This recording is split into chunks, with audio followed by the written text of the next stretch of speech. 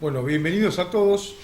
Vamos a presentarnos para este curso de oratoria que vamos a dar comienzo por esta modalidad, que es una modalidad de alguna manera virtual. El aporte de la tecnología hoy nos va a brindar esta posibilidad de cursar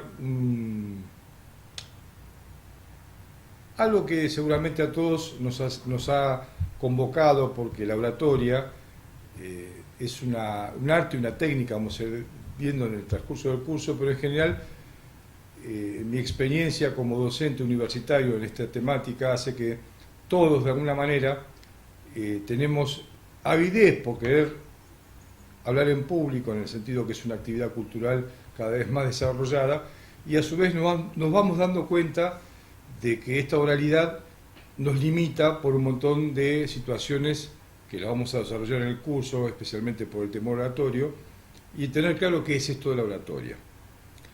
Para darnos una idea de este curso, la modalidad va a ser de 6 módulos. Vamos a desarrollar clases virtuales, nos vamos a tener 6 clases aproximadamente de 40 a 50 minutos, y desarrollaremos un foro interactivo con todos los participantes del curso, por el cual una vez por semana nos conectaremos a un foro e iremos viendo tanto el material que se le va a ir enviando al mail que después cada uno registre, como así también las inquietudes, preguntas, cuestiones que vayan surgiendo en la medida que desarrollemos los temas. Me interesaría así dejar claro qué es esto de la oratoria, porque todos de alguna manera tenemos una idea de esto de hablar en público, pero definir básicamente que la oratoria no es una actividad natural nuestra. Es como tener una relación directa con el saber hablar. Nosotros necesitamos, especialmente nuestros padres cuando somos bebés y después de nuestra socialización, desarrollar el habla, porque el habla no es una actividad natural, es una actividad en potencia. El ser humano es un ser biológico que tiene la capacidad natural de poder llegar a hablar, pero si no es enseñado no puede hablar. Los idiomas se han sido transferidos en generación con la idea de que todos podamos comunicarnos, y vamos a entender que la oratoria como la conocemos hoy no es una actividad que se desarrolló siempre en la historia del hombre, es una actividad cultural, digamos, bastante nueva. La intención del curso es hacerles conocer lo que es la oratoria, enseñar una práctica de cómo poder ejercitarnos en esta habilidad de hablar en público, y a su vez tener también alguna herramienta para saber escribir un discurso, desarrollarlo, estructurarlo, que eso nos posibilita ir venciendo a poquito nuestro temor oratorio. También a modo introductorio y de presentación, tener claro esto de que la oratoria no es ninguna ciencia. La ciencia tiene como objetivo final siempre la búsqueda de la verdad, y vamos a ver que la oratoria no tiene ese fin. La oratoria es un medio de comunicación que, como dijimos hace unos momentos, no nació en la historia de la humanidad, es un arte que vamos a ver por qué es un arte, y ya definimos que no es una ciencia, que fue evolucionando a lo largo de los últimos siglos y especialmente en las últimas décadas.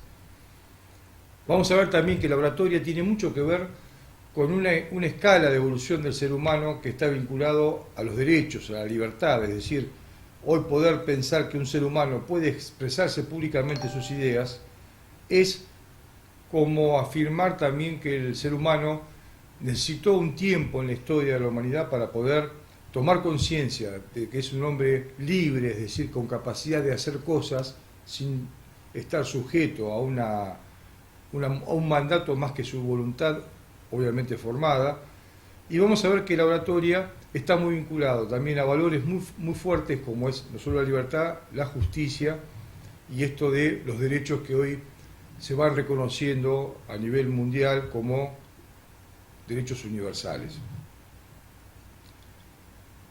Ya afirmando que no es una ciencia, es decir, no estamos con la oratoria buscando la verdad como bien absoluto, también diferenciar que la oratoria es un arte y también es una técnica.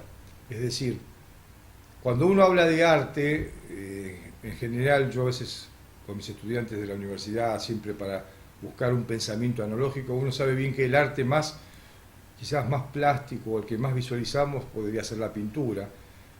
Yo creo que si alguien, todos tenemos una capacidad en potencia de ser pintores, si lo podemos llamar así. Es decir, yo puedo agarrar un pincel y ponerme a hacer algún tipo de boceto, y obviamente es una expresión humana, todo arte es una expresión humana, una expresión de pensamientos, historia, de lo más íntimo que podemos tener como seres humanos, pero las técnicas serían todas aquellas herramientas que podemos tener si uno hace un curso de dibujo o de pintura o si es enseñado por un maestro, donde nos van dando herramientas para saber pintar o dibujar mejor. Bueno, en la oratoria tenemos este arte desarrollado que es algo, una expresión humana, de la misma manera que podemos hacer una expresión pictórica, y las técnicas, van a ver que hay una definición de retórica, que generalmente se utiliza mucho como sinónimos. Hablamos de oratoria y retórica como si fueran sinónimos, no lo son. La retórica serían justamente las técnicas. También evoca a los griegos, ¿no? Cuando retórica era reto, es un duelo, es decir, el duelo de palabras. Y las técnicas de duelo serían un poquito lo que podemos concebir como concepto de retórica. Pero la oratoria, para definir el concepto ya y empezar a avanzar un poco de lo teórico, que es una de las partes fundamentales de este curso, es decir, bueno, tengamos algunos elementos conceptuales para incorporar. Ya dijimos que era un arte, vamos a tratar de definirlo, vamos a tratar de ver qué es esto de la oratoria y ver también cómo surgió.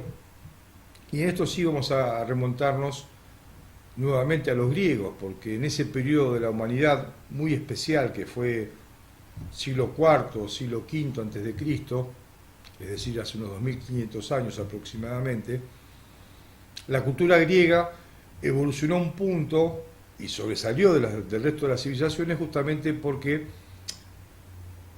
el saber empezó a tener un gran desarrollo.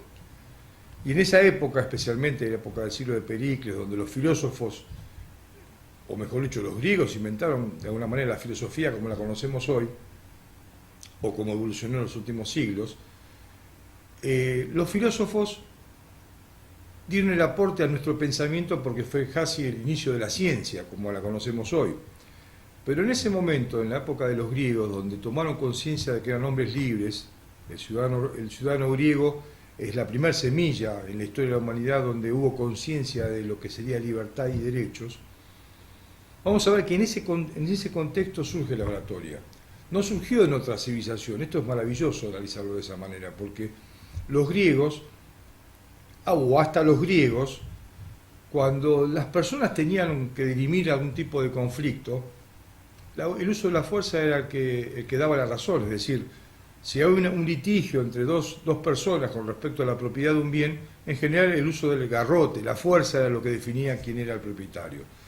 Con los griegos, en ese concepto de organización política, ciudadana, de libertades, los griegos cuando empezaron a tener problemas de litigio, empezaron a utilizar una herramienta, que era justamente pararse frente al Consejo de Ancianos en la plaza pública, y tenían que exponer ante el Consejo de Ciudadanos quiénes eran el que tenía la razón. En este caso, si había un litigio, los oradores eran los que tenían que exponer los argumentos y la asamblea decidía. Es decir, que la oratoria empieza a emerger como esta capacidad de hablar en público en un contexto donde empieza a surgir lo que se llama el derecho. Es decir, si tenemos que ver los oradores originarios, esas personas que se paraban a hablar en público, son casi el antecedente o los proto-abogados, es decir, el antecedente del derecho, cuando el orador en la polis griega hacía las veces de abogado.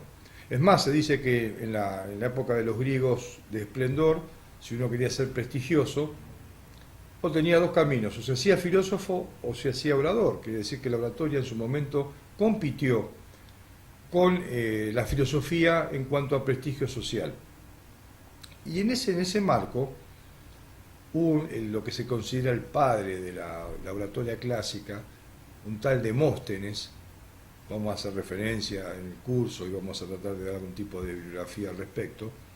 Demóstenes pasó a la posteridad por ser el mejor orador que tuvo esa Grecia antigua, Y encima con una particularidad, Demóstenes era una persona que no tenía buen porte físico y encima era tartamudo. Miren qué cosa, ¿no? Un tartamudo pasó a ser el mejor orador de la historia, o de la historia clásica. Y van a ver que él evoluciona, y lo vamos a trabajar en el curso, con técnicas para justamente sobreponerse de esa situación de dificultad, como podría ser la tartamudez.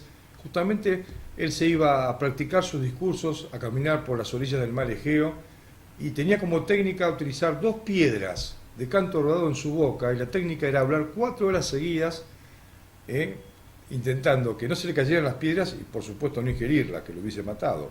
Y van a ver que este hombre evoluciona, se transforma en ese mundo ateniense, en el mejor orador de su época, y nos llegaron hasta hoy, sus escritos, en general sus discursos después fueron preservados por la historia, las famosas filípicas, que fueron una serie de discursos que él arengaba al pueblo ateniense, porque los atenienses ya vivían la república como concepto político, estaban organizados como a contraposición de la monarquía, es decir, ellos empezaron a pensar que no era bueno tener un monarca absoluto y por eso inventan la república, y esos derechos que más o menos fueron evolucionando por un par de siglos, se ponían en peligro, según Demóstenes, aunque un rey como era el rey Filipos de Macedonia, que intentaba unificar a toda Grecia, en transformarla en una monarquía. Y esas filípicas fueron la primer gran colección histórica de discursos, donde nos llegan a hoy como el primer antecedente de más estructurado y con técnicas muy bien discernidas. También en ese contexto es interesante que justamente Filipos, este rey que fue nada más y nada menos que el padre de Alejandro Magno, no tuvo la mejor idea que en su momento contratar al pensador más importante de la historia, como el Einstein, si quieren llamarlo así, de esa época, contratar nada más y nada menos que a un genio como fue Aristóteles para que sea el formador de su hijo, que fue después Alejandro Magno. O sea que el rey Filipos inteligentemente lo elige al más sabio de la época y le entrega la formación de su hijo desde los 8 años hasta los 15 en este genio que fue Aristóteles. A mi humilde entender, creo que Aristóteles con ese mecenazgo le permitió en su tiempo de ocio dedicarse a investigar, a desarrollar no solo la lógica, la filosofía, las matemáticas. Justamente fue el primer autor, yo diría con rigor científico, que hace un primer tratado sobre este arte que es la oratoria, que justamente él lo llamó tratado sobre la retórica, es decir, observando el fenómeno de lo que había ocurrido con los griegos, es decir, que haya ciudadanos que tengan que hablar en público para defender a otro o argumentar su defensa, observando ese fenómeno, hace la primera descripción de este arte que surgía, y él es el que le da la primera definición y concepto de arte, es decir, él dice que la oratoria es el arte de hablar con elocuencia, el arte de hablar bien. Elocuente significaría ser correcto. Y ahí nos encontramos también con otro problema, ¿qué es hablar bien? Yo les preguntaría a ustedes, claro, si yo me tengo que quedar con esta definición, más de uno ya diríamos no me animo a hablar en público, porque hablar bien, ¿qué sería hablar bien? Sería hablar cultamente, distinguidamente. Es más, yo les preguntaría a ustedes que ahora hagan un repaso, porque vamos a ver que hay distintos tipos de oratoria, la deliberativa, que está más vinculado a la política, la forense, que está específicamente ligada al derecho, la declamativa, etcétera. Pero en el caso de la oratoria como un arte, como definición general, ¿no? De un arte que es el arte de hablar bien, ya podría ser amedrentador a la hora de decir, yo me puedo poner a hablar en público y hablar correctamente. Y la pregunta sería, ¿qué es hablar correctamente? Entonces yo les pediría a todos, hagan un repaso visual, no sé, por ejemplo, en el caso de nuestros políticos argentinos, si uno haría un repaso de la democracia, el último periodo democrático argentino, entonces podríamos definirlo todos los presidentes argentinos, desde Alfonsín de 1983 a 1989, Menem, Carlos Menem, Casualmente todos los que voy a mencionar, casi todos fueron abogados. Carlos Menem entre 1989 y 99, el doctor de la Rúa, que estuvo hasta el periodo 2001, el doctor Duhalde, el doctor Kirchner y la doctora Cristina de Kirchner. Todos los que he mencionado son de profesión de abogados, perdón, y tenemos al nuevo presidente actual. En este 2016 tenemos a un ingeniero por primera vez en la historia argentina que es presidente de la Nación. Van a ver que todos ellos en su momento han tenido que hablar en público, y seguramente si todos tenemos algún prejuicio político, partidario, ideológico, podemos llegar a decir que alguno de ellos era bueno o malo. Pero ahí tenemos que remitirnos nuevamente a Aristóteles, porque Aristóteles nos da la pista para definir quién es un buen o mal orador. Él nos dice, yo les dije hasta ahora una parte de la definición de la oratoria. La oratoria es el arte de hablar con elocuencia, pero él agrega, con el objeto, con el fin, la finalidad u objetivo de conmover, convencer, persuadir y deleitar a un auditorio. Y ahí sí ya cambia la dimensión de la definición de lo que es ser buen orador, o para definir a alguien que sea calificado como que tenga una buena capacidad oratoria. No solo va a estar esta capacidad de hablar en público relacionada al decir bien las cosas o a comunicar, porque yo les aseguro que si empezaría a debatir con ustedes ahora en el foro y les preguntaría qué es ser buen comunicador, estaríamos jugando mucho tiempo en definiciones parciales. Pero ya en ese momento Aristóteles nos da la pista que el buen orador es el que eficientemente logra conmover, convencer, persuadir y deleitar. Por eso tengan siempre presente, o tengamos presente, que no es una ciencia, no buscamos la verdad con la oratoria, buscamos comunicarnos con otros, pero con un fin específico, que es tocar los sentimientos de las personas para que esas personas se emocionen, tocar los pensamientos, direccionar los pensamientos de los otros para que los otros razonen como queremos que razonen, y por último, tocar a la voluntad de los demás para que los demás hagan o dejen de hacer algo. Obviamente, cuando hablamos en el deleite, estaríamos casi como simplificando este circuito. El deleite quiere decir producir placer al hablar en público para que el otro disfrute escuchar a una persona. Pero acá lo interesante es analizar esta dimensión de la finalidad de la oratoria, porque es un circuito. Vamos a ver que este circuito es orador, discurso, auditorio, y no es un circuito lineal. Es decir, uno podría decir, doy un buen discurso y mi auditorio es excelentemente gratificado. No, vamos a ver que con la teoría de la comunicación del siglo XX, de alguna manera, podemos llegar a entender mucho más esta complejidad que es este circuito de comunicación que utilizamos con la oratoria. Y vamos a entender bien esto de conmover, convencer y persuadir. Porque Aristóteles lo que nos está dando la pista es que somos seres humanos en tres dimensiones, o en tres planos. Somos seres sensitivos, o sea, tenemos sentidos, oímos, tocamos, olfateamos, hablamos. Somos seres racionales, es decir, tenemos cerebro, razonamiento, pensamiento, y somos seres volitivos, tenemos voluntad, capacidad de hacer o no hacer algo. Es decir, son las tres dimensiones que nos pueden definir como seres vivos, diferenciados de otros seres vivos. Tenemos capacidad de sentir, pensar y hacer. Y justamente cuando define esto de que el arte de hablar con elocuencia, con el objetivo de conmover, convencer, persuadir, está justamente direccionando su definición a esos tres planos. Se conmueve a los sentimientos, es decir, al sentir del ser humano, para que el resultado sea una emoción. Es decir, el input, para hablarlo en términos más sistémicos, hablamos en público para que a un cierto público le hagamos producir una emoción, o sea, apelamos a sus sentimientos para que el hombre o el público sea emocionado. Hablamos al pensamiento de otros, hablamos al pensamiento de un grupo de personas justamente para que intentemos que esas personas razonen como yo quiera que razone, o como el orador quiera que razone. Y hablamos en público hacia la voluntad de esas personas, o sea, afectamos a la voluntad, que es el pilar de la libertad, para que esa persona haga o deje de hacer algo.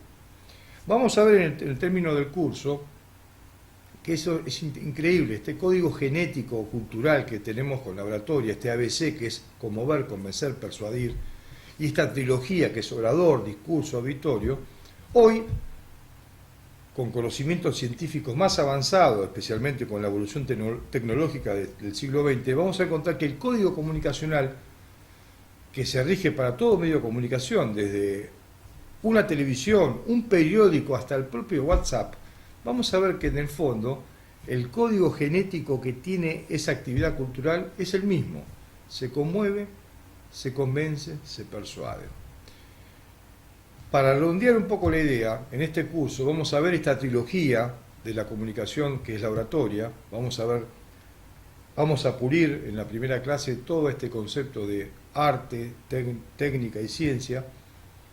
Le vamos a dar un poco de contexto histórico, porque este arte van a ver que está ligado, lo dijimos al principio, a la capacidad de expresión humana y como expresión de libertad. Vamos a ver que este arte no fue utilizado permanentemente, tuvimos pequeñas luces en la historia, por lo menos de los últimos 2500 años, donde el hombre pudo hablar en público, libremente y sin ser perseguido por sus ideas.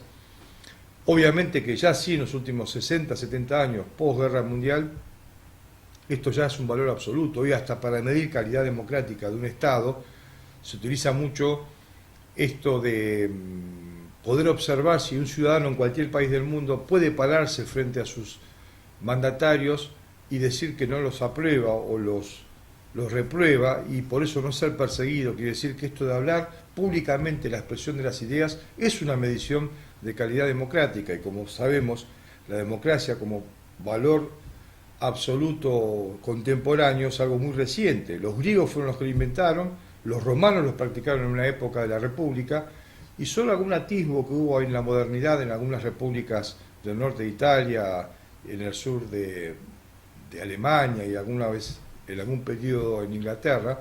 Solo en el siglo XX la democracia se impone como modelo político a alcanzar en los últimos 40, 50 años.